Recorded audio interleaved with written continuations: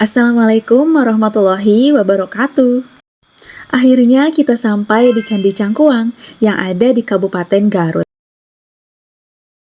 Kita turun di area parkir sebelah kiri pintu gerbang. Sebenarnya di seberang pintu gerbang ada area parkir yang lebih luas. Di sana juga ada masjid dan tempat untuk jajan. Halo, sekarang kita berada di legenda situ Cangkuang yang berada di Situs Candi Cangkuang berada di Kampung Pulo, Desa Cangkuang, Kecamatan Leles, Kabupaten Garut, Jawa Barat. Saya sebenarnya sedikit familiar dengan nama Kampung Pulo, tetapi tidak tahu kalau Candi Cangkuang itu berada di kampung adat Pulo. Candi Cangkuang ini ternyata berada di tengah danau sana. ini tempat masuk ke wisata Candi Cangkuang. Mari kita masuk. Oke. Itu apa di atasnya?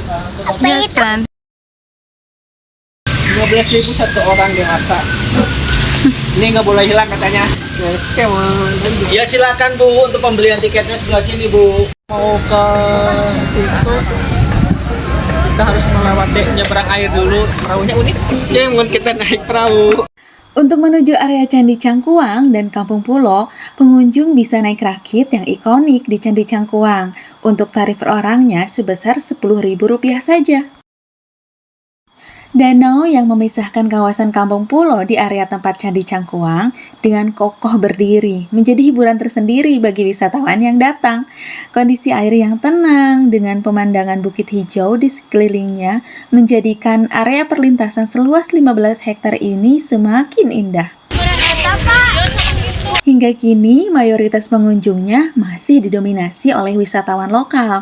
Momen liburan sekolah dan Maulid Nabi Muhammad menjadi saat tersibuk bagi para perakit yang hilir mudik membawa wisatawan. Pemandangan dari area Candi Cangkuang juga tidak kalah indah. Pemandangan danaunya begitu menakjubkan. Suasana tenangnya lebih terasa setelah kita sampai di pulau. Kalau datang sore-sore lebih mantap lagi sih. Apalagi di sini banyak pedagang makanan dan oleh-oleh khas Garut. Pastikan tidak melewatkan jagung bakarnya ya.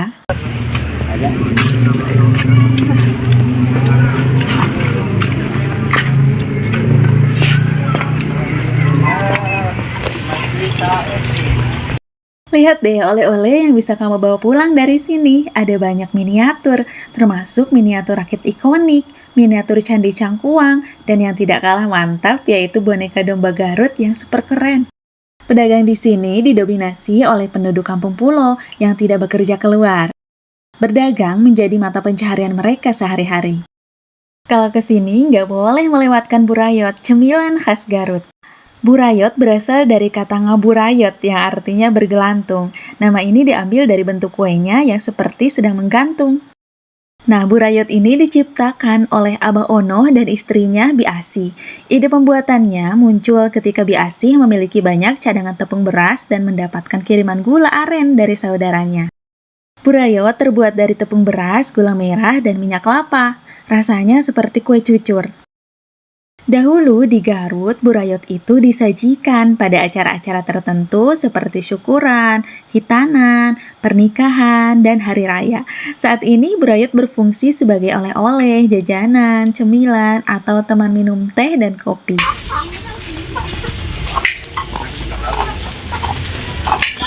Kampung Pulo adalah penyebar agama Islam pertama di wilayah Cangkuang maupun wilayah Garut.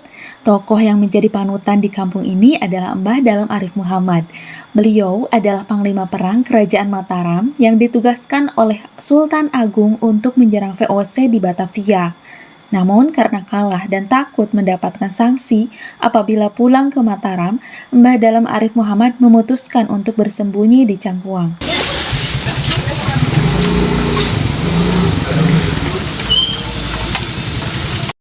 Di dekat gerbang ini ada air dari 7 sumur di Kampung Pulo. Salah satunya bersumber dari sumur di musola Kampung Pulo. Para pengunjung datang ke sini untuk cuci muka, cuci tangan, atau cuci kaki. Penduduk Kampung Pulo adalah merupakan keturunan asli dari Eyang Mbah Dalem Arif Muhammad. Beliau memiliki 7 anak, 6 diantaranya perempuan dan 1 laki-laki. Kampung Pulo memiliki aturan jumlah penduduk yaitu 23 orang yang terdiri dari 6 rumah dengan 6 kepala keluarga sehingga setiap rumah dihuni oleh 3-4 orang. Ini adalah bangunan musola untuk satu-satunya anak laki-laki dari Mbah Dalem Arif Muhammad.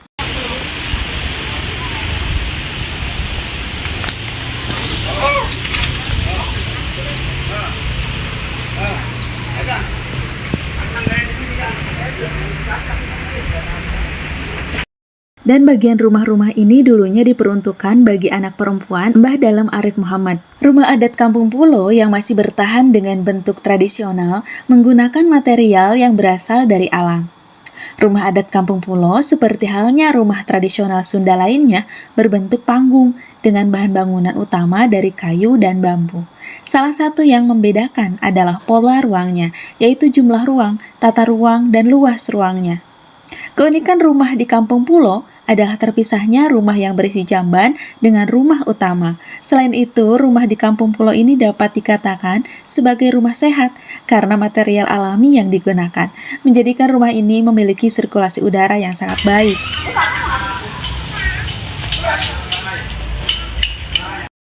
Selanjutnya kita menuju ke situs Candi Cangkuang. Candi Cangkuang pertama kali sudah terdengar oleh Vorderman, salah satu warga Belanda yang kala itu menetap di Garut pada tahun 1893.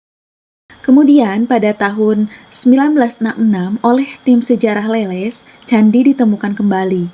Dengan penelitian Harsoyo dan Uka Chandra Sasmita, ditemukan kembali dan mulai dilakukan penelitian pada tahun 1966, dan pemugaran Candi Cangkuang sendiri dilakukan pada tahun 1974. Di dalam candi terdapat patung Dewa Siwa, dan tepat di depan candi tersebut ada makam Mbah Dalem Arif Muhammad. Namun hingga kini tidak ada keterangan jelas siapa atau kerajaan apa yang membangun candi ini. Tapi jika dilihat dari batuan dan kesederhanaan bentuknya, Candi Cangkuang merupakan bangunan peninggalan masa Hindu-Buddha yang diperkirakan berasal dari abad ke-7 hingga ke-8 Masehi. Dari sisi arsitektur, candi ini mirip dengan Candi Gedong Songo di dataran tinggi Dieng, Jawa Tengah. Dari hasil pemugaran, hanya 40% candi yang terkumpul, dan 60%-nya adalah puing yang ditambah batu yang dicetak ulang agar mirip dengan perkiraan bentuk aslinya. Sebelum kedatangan Mbah Dalem Arif Muhammad, masyarakat sekitar saat itu masih banyak yang menganut agama Hindu serta animisme dan dinamisme. Namun perlahan oleh beliau, masyarakat sekitar kemudian diislamkan. Bukti penyebaran agama Islam oleh Mbah Dalem Arif Muhammad dipamerkan di museum kecil yang ada di dekat makam keramat. Di museum tersebut terdapat naskah Al-Quran dari abad ke-17, dari daluang atau kertas tradisional dari batang pohon saeh. Selain itu juga terdapat naskah khotbah Idul Fitri dari abad yang sama sepanjang 167 cm yang berisi keutamaan puasa dan zakat fitrah, serta dipamerkan juga beberapa benda antik dan lukisan berukuran besar yang digambarkan sebagai sosok Mbah Dalem Arif Muhammad. Bisa kurang lebih hanya 40 menit, pakai telapak tangan dan 10 bulan dari Tangerang, tapi dia katanya masih ada darah Jawa. Ini lukisan tahun 2007, kalau yang ini 2017. Berarti semua yang di sini hampir keturunan. Memahami sejarah Garut dan warisan budayanya sangat penting.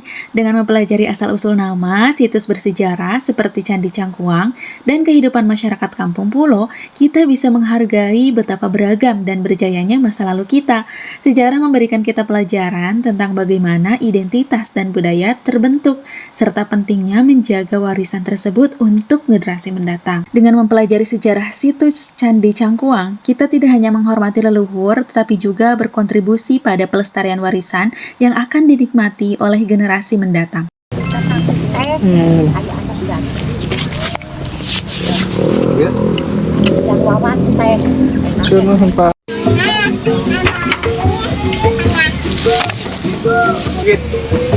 Manis? Yummy. Nah, ini adalah makanan khas dari Garut, burayot namanya. Kumaha rasana? Nggak ketuk ya? Oh. 17. Nah, kalau yang ini ada hubungannya dengan komplek rumah adat. Rumah adat tadi. Iya, tadi kan lewat suatu perkampungan. Itu kalau dilihat dari bangunan pokoknya kan ada 7. 7 itu simbol dari putra putri beliau.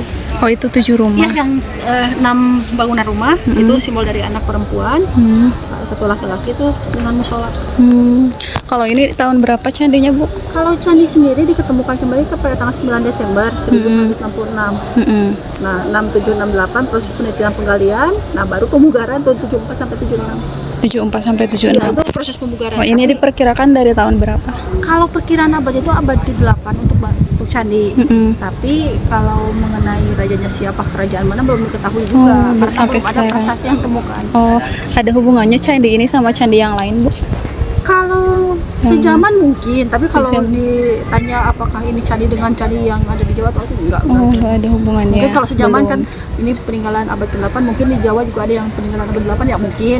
Itu sama seabad aja, tapi kalau untuk yang ada hubungannya ini dengan candi yang ada di enggak. Ini berarti Hindu apa Buddha, Bu? Hindu, karena arca yang diketemukannya itu kan Dewa Siwa. Kebetulan kalau sebelum ada bangunan candi kan tergeletak di luar, Iya. tapi setelah ada bangunan candi itu di dalam bangunan nanti bisa diintip itu ada. Oh iya. Oh, berarti cuma ini aja satu. Ya, baru ini satu. Iya. Jadi selama ini cuma ketemu ini Iya. aja satu gitu, nggak ada Nah, peninggalan-peninggalan lain berhubungan sama ini gitu. Kalau untuk Hindu ya candi itu cuma ini. Nah, kebetulan kalau untuk Muslim sendiri kan penilaian agama Islam. Nah, abad itu abad 17.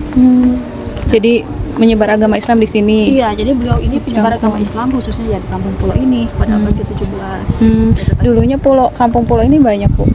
Kalau memang dari dulu segini, karena ini kan tinggalan dari yang benar-benar Muhammad. Oh, masih ada yang tinggal di sini. Ada. Oh. Kebetulan sekarang kalau dirunut dari usia sih itu keturunan 27, 8, 9, 10. Itu kalau dirunut dari usia. Nah, sekarang yang paling sepuh itu 103 tahun. Masih ada. Masih. Oh, ada sesepuhnya di sana. Sesepuhnya itu Bapak Kuncen. Iya. Di sini kan kebetulan yang rumahnya Ijuk tadi Iya, yang lihat kan iya. ada Ijuk itu kebetulan rumah Bapak Kuncen. Namanya itu Pak Tatang Sanjaya. Tapi kalau yang paling sepuh itu perempuan, usianya 103 tahun, namanya Ma. Oh, jadi yang membedakan kampung pulau sama kampung adat lainnya apa, Bu? Kalau yang membedakan kampung pulau, sebenarnya ini ada beberapa larangan adat yang mungkin tidak ada di kampung yang lainnya. Ya, salah satunya tidak boleh ziarah pada hari Rabu, tidak boleh memelihara hewan ternak besar berkaki 4, tidak boleh membuat atau menambah jumlah bangunan pokok yang ada di kampung pulau, kan harus 7 itu sebagai simbol. Lalu tidak boleh membuat rumah beratap jurek, tidak boleh memukul gong besar, banyak gitu. Oh gitu. Berarti 7 rumah, 7 kakak. 6 rumah, 1 6 rumah. musola. Itu berarti 7 bangunan pokok. Tapi kalau- kalau yang satu kampung ini hanya dihuni 6 kepala keluarga. Oh, 6 kakak Jadi aja. satu rumah itu wajib satu kepala keluarga. Oh. Tidak boleh Berarti lebih. pindah ya yang Nah, lainnya. jika ada yang dewasa nikah, 2 minggu setelah menikah harus keluar. Tidak boleh menetap selama orang tua itu masih ada. Nah, jika orang tuanya misalkan meninggal, ibu bapaknya meninggal, sedang yang tadi menikah keluar, bisa kembali lagi ke sini untuk menempati rumah yang kosong. Tapi yang angkat rumahnya anak perempuan atau rumah ini jatuhnya ke anak perempuan atau matrilineal dari keturunan dari ibu. Oh, berarti kalau misalnya melanggar adat biasanya kayak gimana? Sebenarnya kalau untuk larangan adat ini kan secara lisan, tidak secara tertulis. Jadi kalau orang tua udah bilang pamali, ya udah tidak boleh gitu tidak ya, boleh Bu. dilanggar. Jadi kalau ditanya apakah sanksinya atau itu lebih ke sanksi sosial.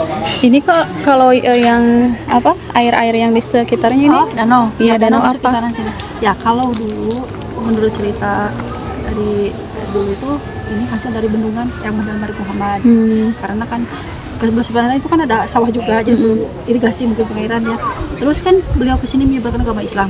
Beliau perlu tempat untuk bersuci. Ya minimal Wudhu. gitu. Nah, ini hasil bendungan dulu. Oh, kalau guru dari yang ini siapa? Tidak di Sezaman sama saya Abdul Muhi atau gimana? enggak sih kalau untuk ini kan kebetulan untuk silsilah beliau juga kebetulan kan memang tidak ada di sini. Terus Modot mengenai bu, beliau yang secara gendong, pribadi, gendong, memang ada di gendong, Kota gendong. bukan di sini. Di mana, Bu? Ada Di Garut. iya, tapi Oh, emang ada yang- naskahnya yang berarti ya, Bu? memang- yang Balan. diketahui bahwa yang di bawah itu keturunan beliau. Tapi kalau untuk mengenai gurunya siapa, terus kan nanti di Syed Museum kan ada kitab-kitab.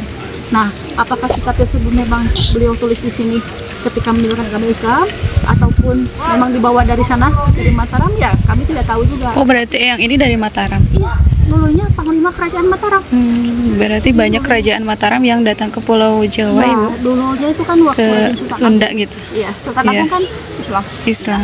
Nah, kalaupun ini juga kan Ya kalau di- murid-muridnya ya. kemungkinan karena beliau panglima, kemungkinan beliau tidak sendiri juga kesininya. Ya minimal lah ada prajuritnya atau Oh iya. kemungkinan ini di sekitar sini. Tapi memang di sana sini memang tidak ada namanya, makanya kami hanya membatasinya hanya batu dikelilingi Iya. makam juga semuanya.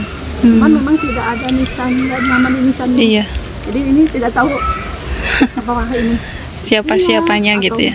Ini siapanya beliau ini. Ya di tempat kayu. Nah, ya, pohonnya. Iya, Oh masih ada. ini yang tulang biru. Ini yang depannya yang masih kecil itu namanya pohon saeh. Jadi yang diambilnya itu kulitnya. Oh. Nanti ada proses. Nanti kertasnya itu daluang atau kertas tradisional Nusantara. Itu dari rumah adat yang Namanya apa Bu? Ada namanya? kalau ini rumah panggung. Rumah panggung. Ya. Tapi kalau untuk yang original yang aslinya memang cuma satu yang atapnya pakai induk karena kan sisanya udah pakai genteng. Tapi ini memang yang dipertahankan keasliannya. Kebetulan sekarang ini rumah Pak Kuncen. Oh iya iya. Cuma satu kan? Iya, yang tadi yang besar itu ya. Iya. Itu Oh, Pak iya, Kuncen iya. sesepuh di sini lah. Iya. Nah, ini yang tadi dikatakan bahwa yang pertama kali ditemukan itu fondasinya Iya. dan Arca Dewa Siwa. Kalau letak Arca Dewa Siwa sekarang letaknya di dalam bangunan candi. Nah ini Oh ini. fondasinya ukurannya itu 4,5 kali 4,5 meter. Jadi kalau diperhatikan kan ada yang hitam. Iya. Itu sebenarnya lubang atas sumur dalam ke bawahnya kurang lebih 7 meter. Oh ini yang pemugaran itu ya. Ya, ini proses pemugaran, ini proses penggalian penelitian dan ditemukanlah fondasi candi yang kebetulan letak fondasi ini bersebelahan dengan makam. Jadi bisa yang lihat kan candi dan makam bersebelahan itu hanya kebetulan saja. Iya. Ini proses pemugaran tapi batuan yang aslinya hanya 40%. Oh berarti yang lainnya? Yang lainnya yang Dibikin lagi. di sini. Tapi sebenarnya ke 40% itu sudah dapat mewakili daripada tiap bagian candi sehingga ada sebagian kecil yang Iya iya. Iya. adapun jenis batuannya itu batuan andesit. Jadi kalau untuk letak dari Arca Dewa Siwanya sendiri itu di dalam tengah-tengah. Oh di sini. Ya, di tengah-tengah bangunan dan candi. Di dalam di tengah. Yang tulisan itu di mana Bu? Nah, kalau ini kitab-kitab peninggalan Eyang Badal Arif Muhammad. Nah, untuk ininya tulisan ini tulisan tangan beliau. Ya, Tulisan Arab. Ini isinya apa Bu? kalau secara garis besar ya ini isinya mengenai zakat, mengenai puasa. Oh. Kebetulan ini kan tulisannya bahasa Arab. Iya. Tapi terjemahnya dalam bahasa Jawa kuno. Makanya memang tidak semua keturunan di sini paham isi dari kitab ini. Oh. Makanya di Komplek Rumah Adat Kampung Pulau kan kami selalu mengadakan pengajian minimal tiap hari Rabu, minggu terakhir tiap bulannya. Nah, Pak Ustadznya biasanya ngambil kajian materi dari sini. Oh. Biasanya ada suatu saat Pak Ustadz ngambil misalkan mengenai hikmah hidup ini. Naskah fikih. Ya, yang ini Naskah tauhid ya Bu. kalau yang ini Al-Qurannya nih. Yang ini kalau untuk ini Pak Ustadz biasanya ya kajiannya itu ngambil dari sini materinya. Ini Kalau ini Sunan Pangadegan Siapa itu beliau pengikut utama dari yang Madalam Arif Muhammad. Jadi waktu beliau menyebarkan agama Islam kan dibantu oleh pengikut beliau. Iya. Salah satunya ini Sunan Pangadegan. Kalau dilihat dari namanya kemungkinan beliau orang sini asli yang direkrut oleh yang Madalam Arif Muhammad. Makamnya di mana yang Di sebelah barat Pak. Jadi kalau dari komplek rumah adat kita tinggal jalan lurus kurang lebih 200 meteran. Ini yang Madalam Arif Muhammad, tapi ini sama hasil imajinasi pelukis. Ini ngelukisnya kurang lebih hanya 40 menit. Pakai telapak tangan dan 10 jari. Ya, ini sama orang yang bisa ngelihat kayak gitu ya Bu. Tapi kami juga keturunan di sini kan tidak mengetahui Oh. seperti apa. Ini Iya, yang sebenarnya sebenarnya itu ya. Pahara, kebetulan dari Tangerang, tapi dia katanya masih ada darah Jawa. Ini lukisan tahun 2007. Kalau yang ini 2017.